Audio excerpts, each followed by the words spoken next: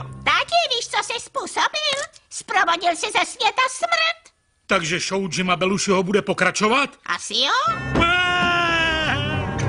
Svět beze smrti.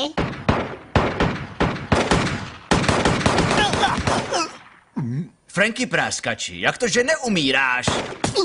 To bych taky rád věděl. No, radši zavolám ženě, že přijdu později.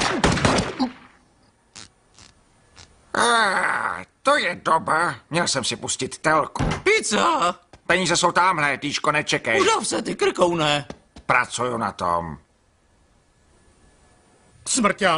Smrťáku, moc nám chybíš.